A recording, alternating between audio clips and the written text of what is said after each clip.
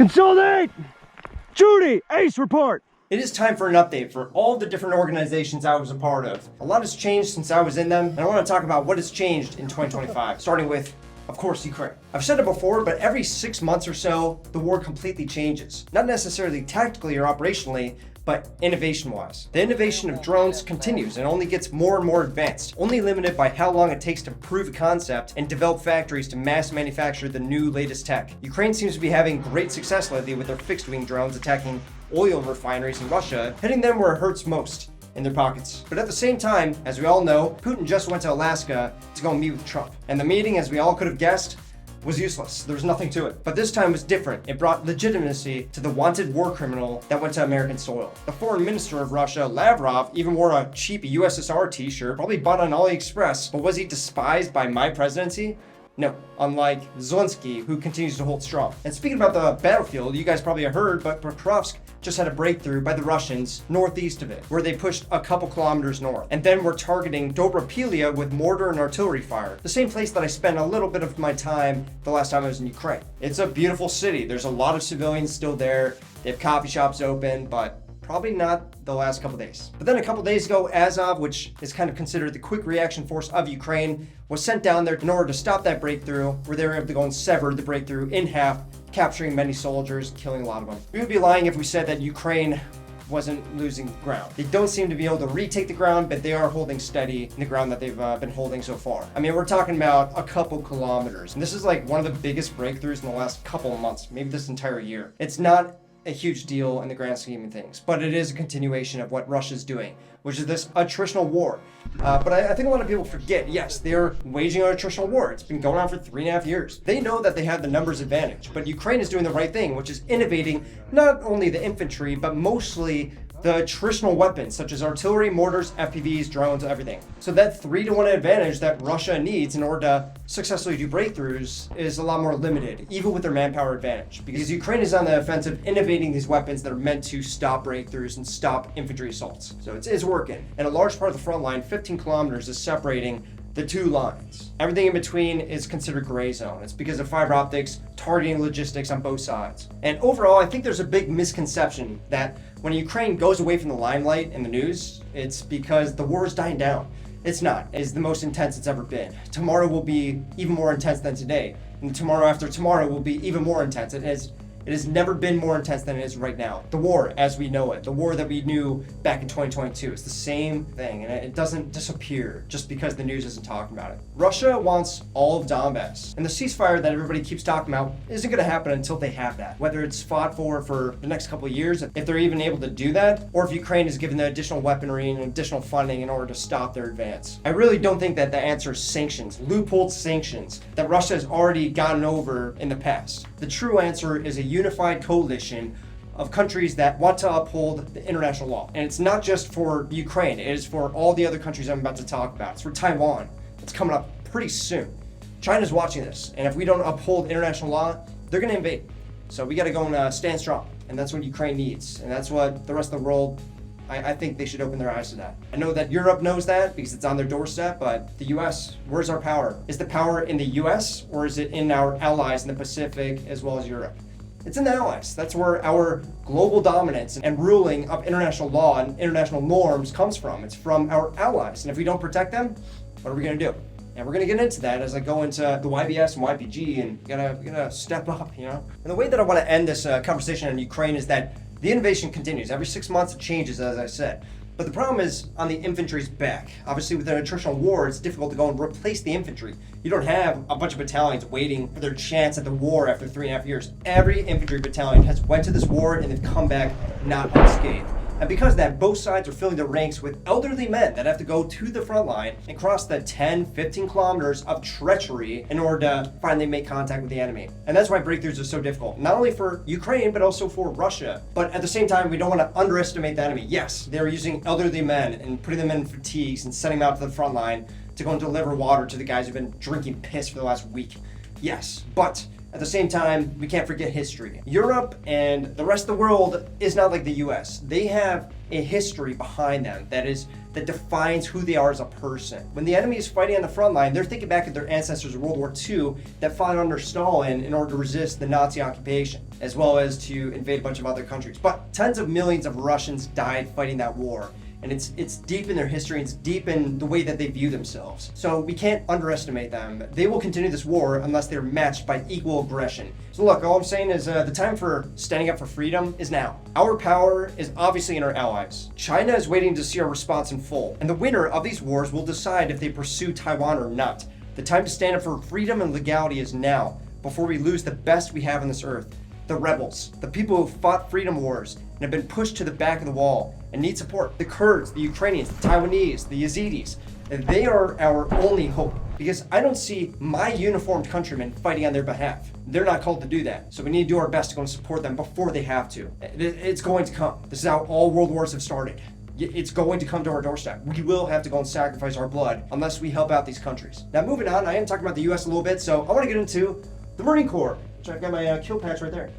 Kind of cool. The US Marine Corps was the first one in the US military to start an FPV team, mostly for innovation and understanding if it's going to be useful in the context of our military, which they found fruitful. Obviously, the US Army has since adopted FPVs very widely among all the infantry battalions, but now the Marine Corps is really taking it up a notch. But let's talk about the problems. The problems seem to be development, but that problem I don't think is going to be too much of an issue. I think it's just learning pains of learning how to walk, all right? You got to start somewhere. And once that basic knowledge is understood by everybody that needs to know it, it's going to be a lot easier. But that's going to take some months. And the biggest issue is the procurement of these FPVs.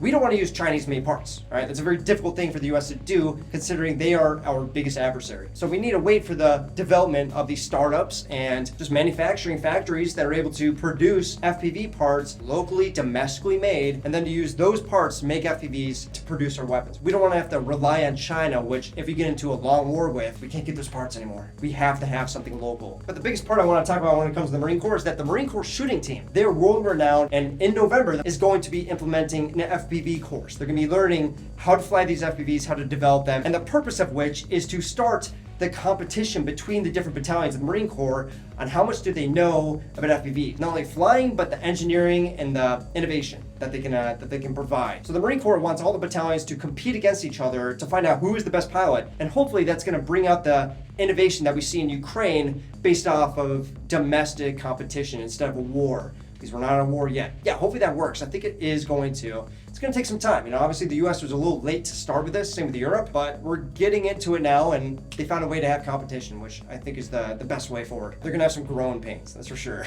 Other than that, I was in the Marine Corps last in 2017, and the professionality seems to be the same. I know a lot of my friends that are actually still in the Marine Corps or going back to it, but the training seems to be even better, as well as the gear. That's the biggest difference in today's U.S. Marine Corps. They have suppressors on all their weapons. They have M27s issued to every single rifleman. They have better plate carriers, upgraded helmets. Our infantry battalions have dual tube night vision. Likewise, I've seen that in the Army as well. So this is better than just 20-year hand-me-downs like I got when I got in 2015. They're getting the latest and greatest, which is good. Infantry is still the backbone of the military. No matter if FPVs are a thing, no matter whatever, we need good, professional, young infantrymen that are trained and have the gear that they need. So it's important. And although the tactics are changing a lot as we see in Ukraine, I mean, we still need them. There's always going to be a need for somebody to put a bullet through somebody's head. Now we get into my favorite part, which is the Middle East, all right? You guys don't really hear about them so much, but the YPG, the YBS. Starting with the YPG. They had quite the ride this year, all right? So back in December, if you guys remember, the Syrian government was overthrown by the Turkish-backed rebels. I made a whole video about this where you can see here, where I talk about the different factions, but the YPG is the one that I was in, and they control about a third or half of Syria. And they're mainly Kurdish forces that are defending that land that they had taken from ISIS back 10 years ago, 5 years ago at the latest. But nonetheless, the new Syrian president is Ahmed el-Sharaa. This guy is the rebel leader, and now he is the president of Syria. And he's trying his best, you know, give it to him. I don't like the rebels. I don't like this new government, but you got to give it to him. He's doing his best to balance what he just took power of. So there's a lot of external countries that have priorities inside of Syria. And there's also domestic priorities. There's the YPG. There's other factions. There's the Druze communities that he's been bombing and massacring. That's been a whole spectacle to watch. It's been absolutely awful to go and see. They're going into hospitals, killing doctors, really graphic stuff you can find online. There's videos. I think we're all kind of desensitized to the Syria madness that was for the last decade, but it's still going on. And Israel, which borders Syria, based off of some of the land that they have in Lebanon, is not very happy about what they're doing to the Druze population. So the Druze are getting backing from Israel. Israel is bombing targets inside of Damascus, inside of Syria, targeting these rebels that are now the Syrian army to go and take out their anti-air capabilities as well as other capabilities as they are oppressing and massacring the Druze population. Now, the Druze are a religious minority. They believe in the Abrahamic God. They're monotheistic, but they're a minority. And minorities don't really fare well in the Middle East, all right? They have a hard time. You know, you have to think about Syria. This country that we call Syria has only been around for 100 years. It used to just be a bunch of villages. It used to just be a bunch of tribes. They had their own god and customs and everything. And that is why I side with the YPG, where they are for democratic confederalism, where everybody can get along. They have an upper government which dictates like, okay, you have oil in your tribe, and this tribe that you would never talk to has wheat. You guys need each other to power motorbikes, and you need food because you're hungry. So how do we do that? You know, you guys would never trade. You guys would just kind of take over each other and massacre lineages. So we got to go and be the upper hand. That's what democratic confederalism is. And I think it's the best way forward. Whereas this new Syrian regime wants to bring everybody under the law, the new law of the Syrian government. And they're being pressured. You know, they're being pressured by the Turkish government, by the American government, by the Israeli government now, at what they should do inside their country. It's for a good reason. I mean, they're not starting off too well. But the Turkish government in particular is the biggest enemy of the YPG. Now, what happened a couple months ago, not even, Abdullah Öcalan, who is the founder of the ideology of the YPG and the YBS and the Yedishe, he called for the dissolving of the PKK, which was the armed branch against the Turkish government. The Turks like to call all these other groups the PKK. Although we have the same ideology, we are not. We care about Syria and Iraq. We don't care about Turkey. We're staying in our own lane. But Turkey doesn't see it that way. So in February of 2025, the Syrian government called for all the groups to disarm, mainly calling for the YPG to disarm and come into the Syrian government. Everybody should be under our control.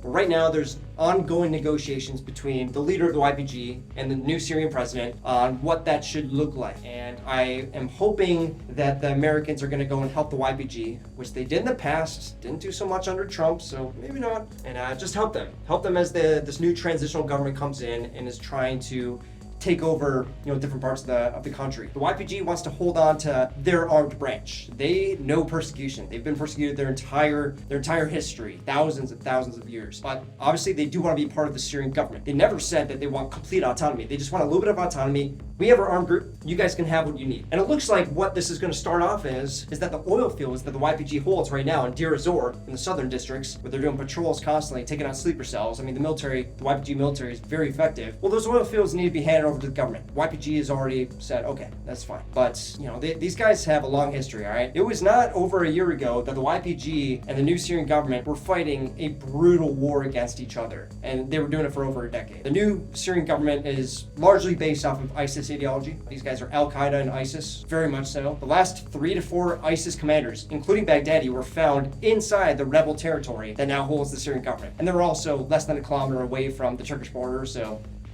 think what you will. It's a big problem that they're facing right now. They got to go and deal with international as well as domestic relations, both sides, and they got to figure it out. But Turkey's always got its hands in it, and it just makes it a lot more difficult than it needs to be. So obviously this situation is starkly different than what I experienced in 2018, 2019, but it's strangely very similar. Some of them have changed their names, they've changed their alliances, their leaders, and risen or fallen in the power hierarchy. The YPG is starting to get into FPVs. They were very successful about a year ago targeting the rebels before there was kind of a ceasefire, and they still hold on to their political beliefs. They still believe in democratic confederalism. They think that's the only way forward for at least the region that they control. It's kind of the update with the YPG.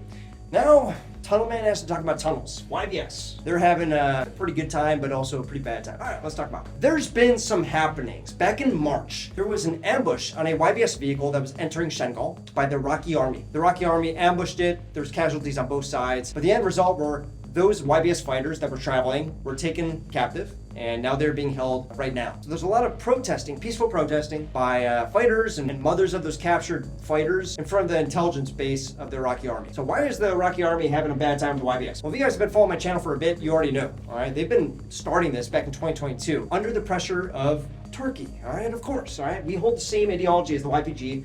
Turkey doesn't like that. They view us as terrorists. They pressure the Iraqi government to kick the YBS out. And specifically, back when I was in there, they started this process by saying that we cannot go into Sinjar city, the actual city. But the commanders of the YBS have to have important meetings with people inside Sinjar. There's a lot of different factions. They have to meet with them. So they go in there, and that's when they were ambushed. It's a big problem. The Iraqi army is being pressured, but the YBS need to protect the capital city of the area that they control. So it's just kind of, it's difficult for both sides. And I see it from both sides. And there's some skirmishes that happen. Drone strikes still happen. Turkey still drone strikes, but it's largely calmed down. It's actually getting a little bit better, if you can believe it. Now it's mostly just the Iraqi army and the YBS kind of bickering at each other, not so much fighting. And one thing to keep in mind, I mean, I talk about the YBS. This is small. This is like 5,000 fighters, whereas the YPG is like 50,000 plus, maybe even 100,000 if you include the Arab tribesmen who take up arms within the SDF, the Syrian Democratic Forces, the larger army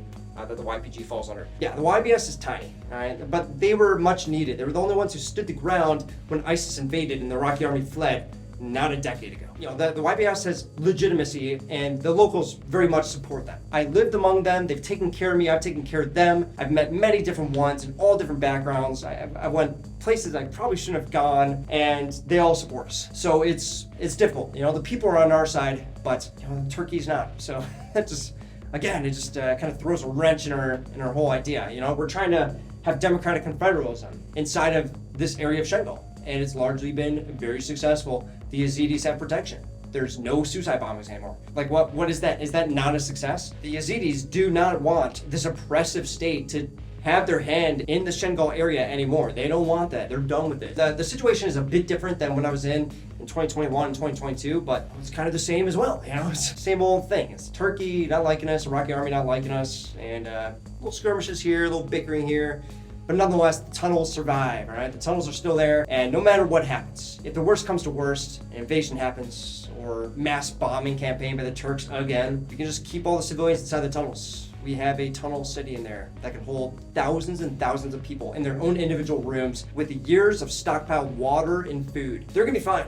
And that's all the YBS wants, is that when a future attack happens, because nobody likes the Yazidis in Iraq. The Turks don't, the Iraqi army doesn't, nobody likes them. They're an ethnic minority. What did I say about it before? When that happens, they will be protected this time and they can stay in their land. And yeah, that's all I can say about that. And that is the end of the video. I hope you guys learned something. I might do this a week from now, 2 weeks from now, and kind of an update on all the different wars. And if you guys would like to see that, let me know. Thanks for listening. Hope you guys got something from it, and I'll talk to you guys in the next one. Peace.